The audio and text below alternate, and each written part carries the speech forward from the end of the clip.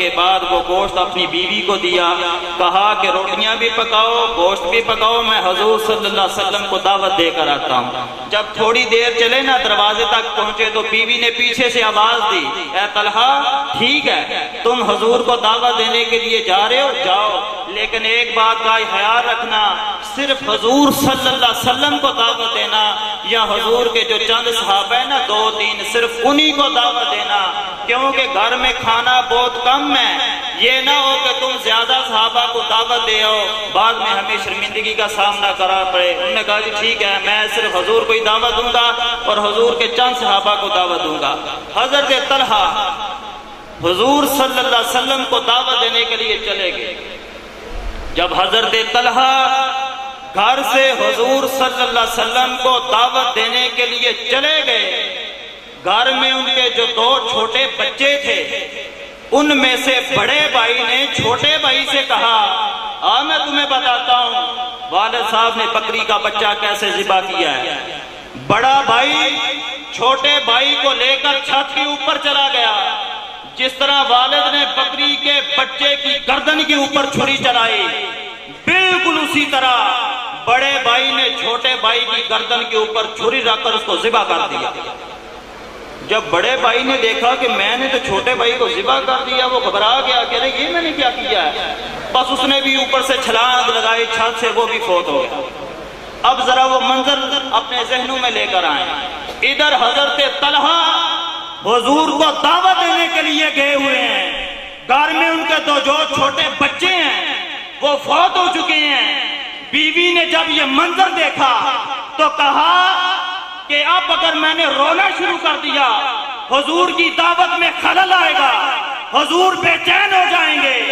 وعدہ کیا کہ باری تعالیٰ اگر تیری یہی رضا ہے، تیری اس رضا کے اوپر میں صابر ہوں۔ دعا کی باری تعالیٰ اس کے اوپر صبر کرنے کی توفیق عطا فرما۔ بچوں کی جدائی کا سارا غم حضور صلی اللہ علیہ وسلم کی ذات کے اوپر قربان۔ احباب ذوقار، اس کائنات کے اندر ماں کی جو ممتا ہے اس سے بڑھ کر کوئی نعمت نہیں ہے۔ بیٹا سینکڑوں میل دور ہو، بیٹے کو کوئی کانٹا چبھے، ماں کے دل کو تکلیف پہنچتی ہے۔ اب یہاں ایک ماں کے 2 بچے فوت ہو چکے ہیں، لیکن اپنے آپ سے وعدہ کر رہی ہے رونا بھی نہیں ہے، خامد کو بھی نہیں بتانا، اس وقت بتاؤں گی جب تاجدار کائنات صلی اللہ علیہ وسلم دعوت کھا کے چلے جائیں گے۔ ادھر جب حضرت طلحہ حضور کی بارگاہ میں پہنچے نا، عرض کی یا رسول اللہ صلی اللہ علیہ وسلم سلام کہتا ہوں۔ حضور نے سلام کا جواب دیا، کان میں سرگوشی کی، یا رسول اللہ گھر میں دعوت کی ہے آپ کی، آپ آئیں اور ہمارے گھر میں کھانا کھائیں۔ حضور صلی اللہ علیہ وسلم نے جب یہ بات سنی نا، اپنا مبارک چہرہ صحابہ کرام کی طرف کر کے زور سے آواز دی، صحابہ طلحہ نے دعوت کی ہے، آؤ سب کھانا کھانے چلیں۔ حضرت طلحہ حضور کی بارگاہ میں آئے، عرض کی یا رسول اللہ یہ آپ نے کیا کر دیا ہے، کھانا بہت کم ہے، آپ نے سارے صحابہ کو آواز دے دی ہے۔ روایت کے اندر آتا ہے کہ 1500 صحابہ تھے، 1500 صحابہ، اور کہ یا رسول اللہ یہ تو تعداد بہت زیادہ ہے، کھانا تھوڑا ہے، یہ آپ نے کیا کیا ہے؟ یا رسول اللہ تھوڑے سے جو تھے ان کو پیس کر ہم نے روٹیاں پکائی ہیں، آپ کے سارے صحابہ آئیں گے تو کھانا تو مکمل نہیں ہوگا۔ حضور نے ارشاد فرمایا فکر نہ کرو، جب تک میں گھر میں نہ آ جاؤں ہنڈیا کے اوپر سے ڈھکن نہیں اتارنا۔ ٹھیک ہے یا رسول اللہ۔ حضور صلی اللہ علیہ وسلم تمام صحابہ کرام کو لے کر حضرت طلحہ کے گھر گئے۔ حضور نے دروازے سے آواز دی، طلحہ 10 صحابہ کو اندر بھیجتے جاؤ، پہلے 10 صحابہ آئیں وہ کھانا کھا کر چلے جائیں، پھر 10 صحابہ آئیں وہ کھانا کھا کر چلے جائیں۔ اسی طرح تمام صحابہ کرام نے کھانا کھا لیا۔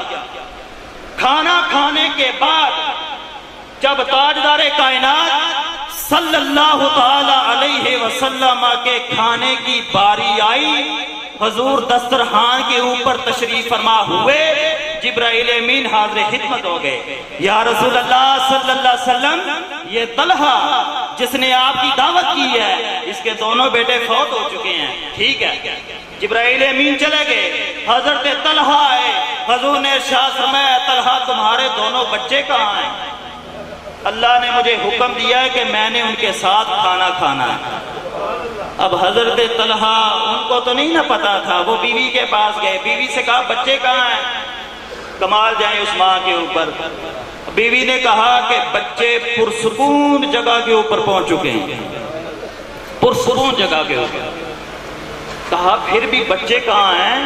حضور پوچھ رہے ہیں، حضور نے یہ فرمایا ہے کہ مجھے اللہ نے حکم دیا ہے کہ میں نے ان بچوں کے ساتھ کھانا کھانا ہے، بتاؤ بچے کہاں ہیں؟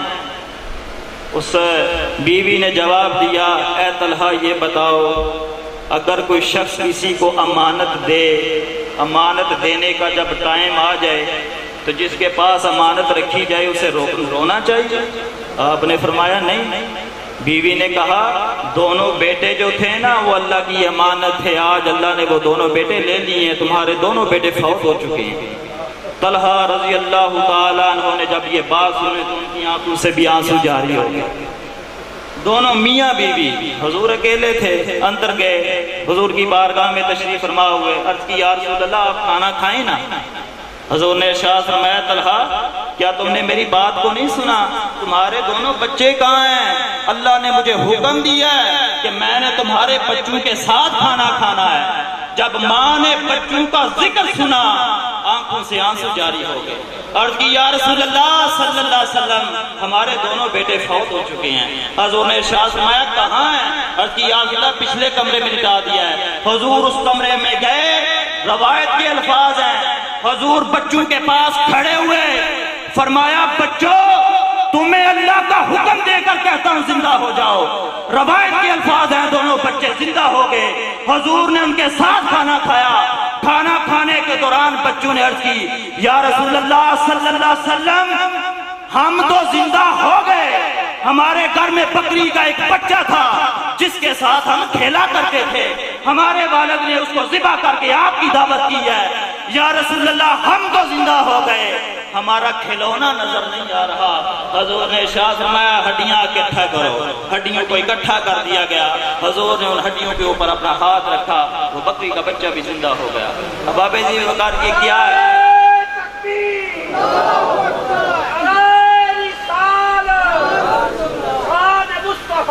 یہ کیا ہے؟ یہ صبر ہے۔ حضرت طلحہ رضی اللہ تعالیٰ عنہ کی بیوی نے صبر کیا، دونوں بچے بھی زندہ ہو گئے، وہ بکری کا بچہ بھی زندہ ہو گیا۔ یہی بات، یہی درس، یہی پیغام تاجدار کائنات صلی اللہ علیہ وسلم دے رہے ہیں۔ حضور سے صحابہ کرام نے سوال کیا یا رسول اللہ یہ اسلام کیا ہے؟ ہم سے کوئی پوچھ لے کہ اسلام کیا ہے، کس چیز کا نام ہے، ہم کیا جواب دیں؟ حضور نے ارشاد فرمایا صحابہ جو تم سے سلام کے متعلق سوال کرے نا کہ دین اسلام کیا ہے، تم یہ جواب دے دیا کرو کہ صبر کا نام اسلام ہے، صبر ایمان کا خلاصہ ہے۔ حضور نے فرمایا جس طرح جسم سر کے بغیر جسم نہیں رہتا، اسی طرح صبر کے بغیر ایمان ایمان نہیں رہتا۔ جس طرح جسم کے لیے سر ضروری ہے بالکل اسی طرح ایمان کے لیے صبر ضروری ہے۔ اور آپ دیکھ رہے ہیں اسلام کا آغاز بھی صبر سے ہوتا ہے، اسلام کا اختتام بھی صبر کے اوپر ہوتا ہے۔ محرم الحرام جو اسلامی سال کا پہلا مہینہ ہے، اگر اس کی 10 تاریخ کو دیکھا جائے تو سیدنا امام حسین نے کربلا کے میدان کے اوپر تپتی ہوئی ریت کے اوپر اللہ کے دین کی سربلندی کے لیے صبر کیا۔ اور اگر اسلامی سال کے آخری مہینے کو دیکھا جائے ذی الحجہ کے مہینے کو، وہاں سیدنا اسماعیل علیہ السلام نے اللہ کی رضا کے اوپر صبر کیا ہے۔ میں بھائی اجاز اور ان کے جتنے بھی بھائی ہیں ان سب کو یہی پیغام دیتا ہوں، اللہ کی جو رضا ہے، اللہ کی جو منشا ہے، اللہ کے جو فیصلے ہیں ان کے اوپر صبر کرنا یہی ایمان کا تقاضا ہے۔ اور والدہ فوت ہو، والد فوت ہو، بھائی فوت ہو، بہن فوت ہو، یقیناً یہ ایک بہت بڑا گیپ ہوتا ہے، اس گیپ کو پر نہیں کیا جا سکتا، لیکن یاد رکھیے جو بھی شخص فوت ہو آپ لوگ یہ نہ کہا کریں ہمیں بڑا افسوس ہے، اللہ کے فیصلے کے اوپر افسوس نہیں ہوتا بلکہ اللہ کے فیصلے کے اوپر اپنے سر کو جھکا دیا جاتا ہے۔ ہاں صدمہ ضرور ہوتا ہے، صدمہ کس چیز کا ہوتا ہے؟ ان کی جدائی کا۔ اب ان کی والدہ ان کے پاس نہیں ہے، ان کو ان کی جدائی جو ہے وہ یاد آئے گی، ان کی باتیں یاد آئیں گی، اس حوالے سے ہمیں صدمہ ضرور ہوتا ہے اور افسوس نہیں ہوتا، کیونکہ اللہ کا یہ فیصلہ ہے اور ایمان اس بات کا تقاضا کرتا ہے کہ اللہ کا جو بھی فیصلہ ہو اس کے اوپر بندہ اپنی گردن کو جھکا دے۔ اللہ کی بارگاہ میں دعا ہے کہ سننے کے بعد عمل کرنے کی توفیق عطا فرمائے۔ اور ان کی طرف سے یہ بھی اعلان ہے کہ کھانا کھانے کے بغیر کوئی بھی فرد یہاں سے نہ جائے۔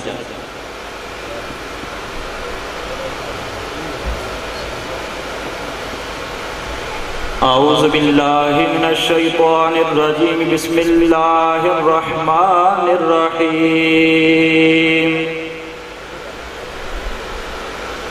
قل یا ایہا الکافرون لا اعبد ما تعبدون ولا انتم عابدون ما اعبد ولا نعبد ما عبدتم ولا انتم عابدون ما اعبد لكم دينكم ولي دين بسم الله الرحمن الرحيم قل هو الله احد الله الصمد لم يلد ولم يولد ولم يكن له كفوا احد بسم الله الرحمن الرحيم قل هو الله احد الله الصمد لم يلد ولم يولد ولم يكن له كفوا احد بسم الله الرحمن الرحيم قل هو الله احد الله الصمد لم يلد ولم يولد ولم يكن له كفوا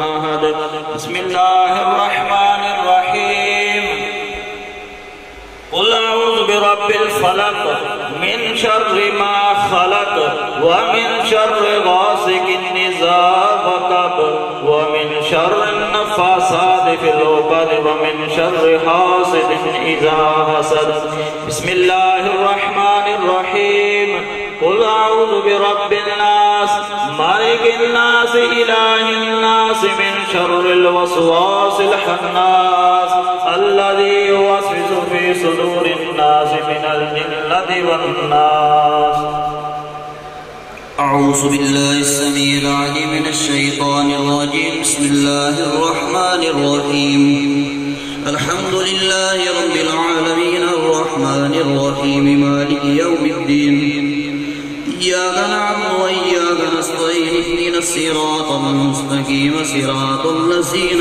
أنعمت عليهم غير المغضوب عليهم ولا الضالين آمين بسم الله الرحمن الرحيم ألف لام ميم ذلك الكتاب لا ريب فيه هدى للمتقين الذين يؤمنون بالغيب ويقيمون الصلاة ومما رزقناهم ينفقون والذين يؤمنون بما أنزل إليك وما أنزل من قبلك وبالآخرة هم يوقنون أولئك على هدى من ربهم وأولئك هم المفلحون وإلهكم إله واحد لا إله إلا هو الرحمن الرحيم إن رحمة الله قريب من المحسنين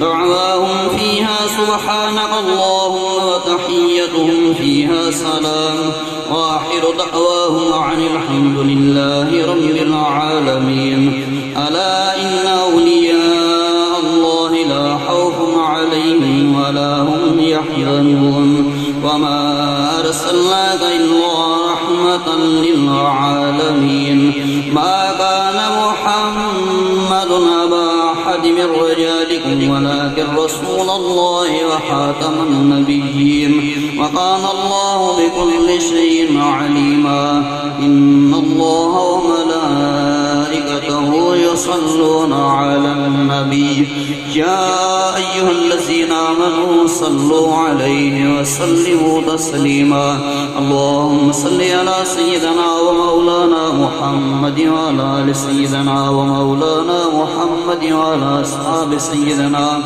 ومولانا محمد وعلى أزواج سيدنا ومولانا محمد صاحب التاج والمعراج والبراك والعلم في البلاء والوباء والقحط والمرض والعلم اسمه